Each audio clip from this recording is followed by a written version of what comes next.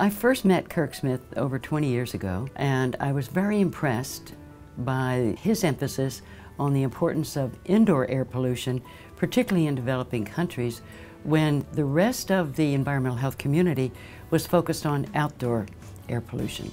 Most people accept that sticking burning biomass in your mouth is a very bad idea for health. Cigarette smoking has had the most studies of any sort, but this is actually not too different. It's not sticking it in your mouth, but it's having 1,000 cigarettes an hour burning in your kitchen. That's the equivalent amount of smoke that's created. So when you think about that, maybe it's not surprising there are major health effects. One thing I think is really remarkable about the work that he's done is the fact that he has brought a good business sense to the research enterprise, developing a non-governmental organization to help carry out the work. It's an entrepreneurial sense which has helped the program survive and succeed globally. We have a component of my research group that is called Small, Smart, Fast, and Cheap.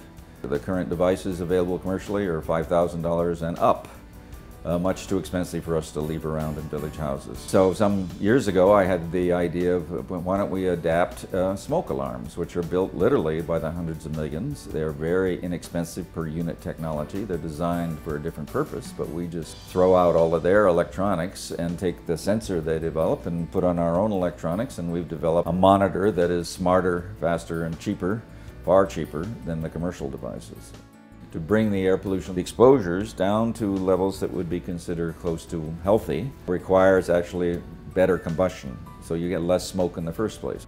Most of the advanced stoves that we work with do have advanced combustion of some kind. The idea is to find a way to bring in clean combustion to these very poor households in a device that is usable, they like it, they adopt it, meets their needs, uses local fuels, but is affordable in a business model that includes some contribution from the households, but perhaps a contribution from the health sector and the climate sector, because these pollutants also contribute to climate change.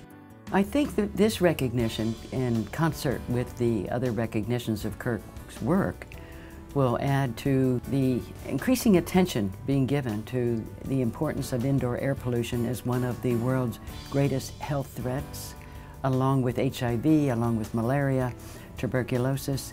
I think this is very significant, and the award will help bring more attention to those problems globally. The hope is that we can find a set of technologies that will allow them to use their local fuels and be clean, so that they can get healthy before they're wealthy. No trick to make people healthy when they're wealthy. The trick is finding those leverage points to make people healthy before they're wealthy. We know what some of them are: vaccines, clean water, better sanitation, mosquito nets.